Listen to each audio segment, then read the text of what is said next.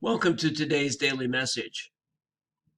We continue today in this third week of Lent with our reflections and meditations that come to us from Creighton University. And I want to call your attention just briefly to the message in the daily meditation that has to do with the call to forgiveness. There are people in our lives whom we have hurt, whom we have offended, and we are called to forgive them.